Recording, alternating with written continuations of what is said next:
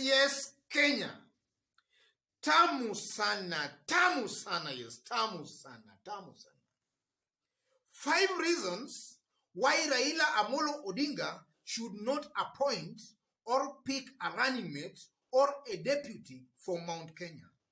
That's our analysis and discussion in this video right now. And in case you've just bumped on this YouTube channel for the very, very first time, kindly subscribe and also give this video a like. Give it a like. 5 reasons. I know on this, a majority will differ with me, but let's have a look at those 5 reasons. Number 1, I strongly believe from where I sit that if Raila Amolo Odinga can unite with all the NASA principles and then the backing with Uhuru Muigai Kenyatta, they are easily going to win the presidency even without the Mount Kenya vote. So if only Raila can agree with that team of NASA and they work together with the blessings of the president, then Raila Amolo Odinga and that team are most easily going to win the presidency. I'm saying that because in the previous elections, it's widely believed that NASA, that team of Raila, Kalonzo Mudavadi and Wetangula, it's widely believed that they have been winning the election. What has been denying them victory, we are meant to believe, is the system. And I strongly believe that if they can work together with the blessings of the president, then most likely they are going to win the presidency even without the Mount Kenya vote. The second reason why I strongly believe Raila should not pick a running mate from Mount Kenya, because in order to beat the hustler narrative, because for those who are keenly following politics, William Ruto came up, or rather brought this thing of hustler, simply because he was trying to run away from the ethnic domination of the Kalenjins and the Kikuyus. So he was trying to run away from that. And for this team now to beat William Ruto, because I know that at an opportune moment, William Ruto will revive this thing of hustler again.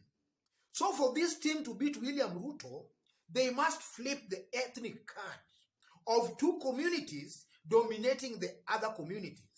So assuming Raila picks a running mate from Mount Kenya, his message about that 2 communities dominating the rest won't be very, very much effective.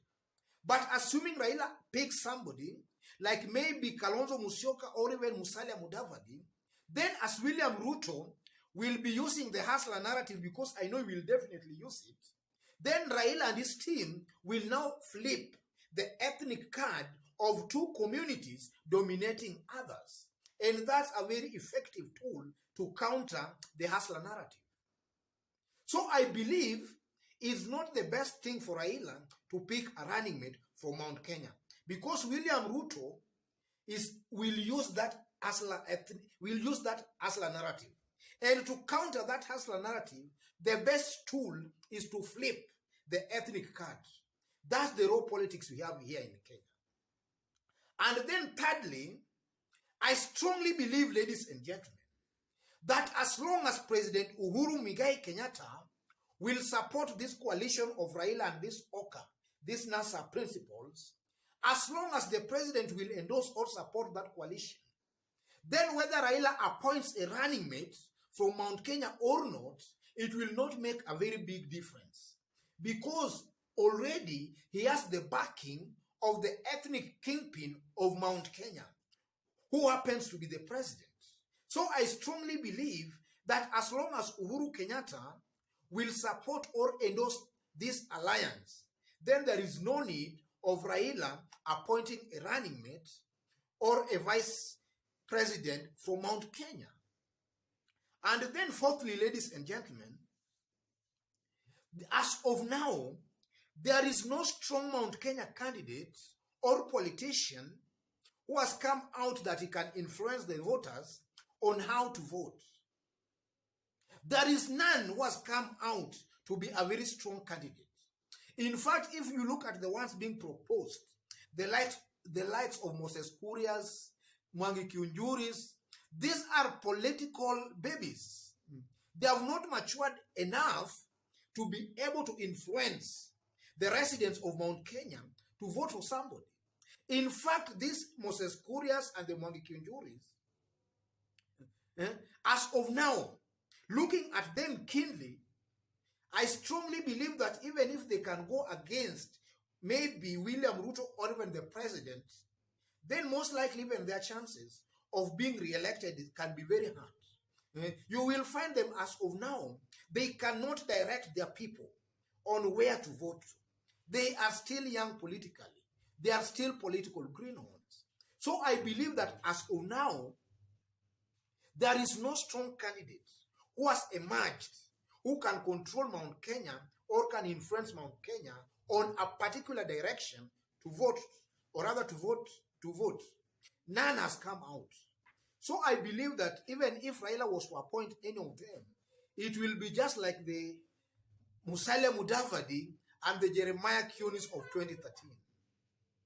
And then the fifth reason,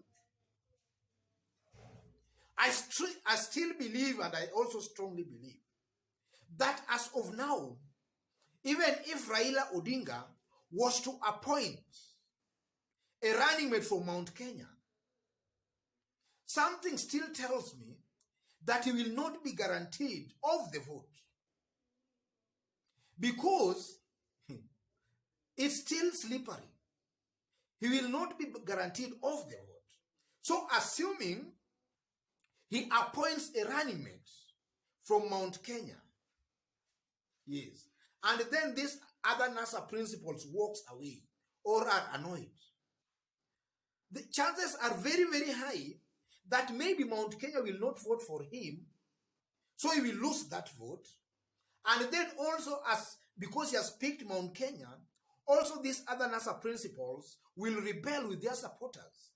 So he will lose the Mount Kenya vote, and then he will lose the support that he could have gotten as a result of being supported by these NASA or OCA principles. So it will be a double loss. He will lose the Mount Kenya vote, and also he will lose these other OCA principal votes. But look at an example where Kalonzo Musyoka decides to support Raila. I strongly believe that if that happens, then almost 90 or even 80% of the Kamba vote will most definitely support Raila Amolo Odinga because of Kalonzo Musyoka. So that's a guaranteed vote. Look at somebody like Musalia Mudavadi. As much as Raila controls a majority of the Mulembe vote, assuming also Musalia Mudavadi supports him, then the little support that Musalia Mudavadi also controls among the Mulembe nation is also guaranteed to vote for Raila Amolo Odinga. Compare that to Mount Kenya. Mount Kenya vote is not very, very much guaranteed. It's a 50-50 situation. And that's why I strongly believe that as long as the president will endorse or support Raila Amolo Odinga, there is no point of Raila appointing a running mate from Mount Kenya, because it will make no difference. Having looked at this topic pretty well, I know there might be other many reasons. And maybe I also know that a majority of you might differ with me on this, but from where I sit, ladies and gentlemen, I don't believe that picking a running mate from Mount Kenya will be the best option for Raila Amolo Odinga. It will not be the best option, because Mount Kenya, as of now, appears to be very slippery. But I am also of a very strong opinion that as long as the president, Uhuru Muigai Kenyatta, supports Raila, then there is no need of Raila appointing a running mate for Mount Kenya. And then also, if you look at William Ruto's politics, the hidden card here with William Ruto is that he will use the hustler narrative at the right time. So if Raila appoints a running mate for Mount Kenya, it will be very, very hard to counter that hustler narrative. The only thing that can counter that hustler narrative is for this team to also flip the ethnic card of two communities dominating the rest for over 60 years. They can only do that if they don't have a Mount Kenya candidate among the top 2 slots. Yes. Otherwise, ladies and gentlemen, that's largely my opinion. You are also free to differ with what I've said, but you can only do that by dropping a comment so that I can also know what you also think. And for those watching us for the very first time, just as I did mention when we were starting, subscribe and also give this video a like. To those who are watching us also for the very first time outside of Kenya, drop a comment and also let us know from which part of the globe you are also watching us from. God bless you. God bless Kenya. Tamu sana, yes.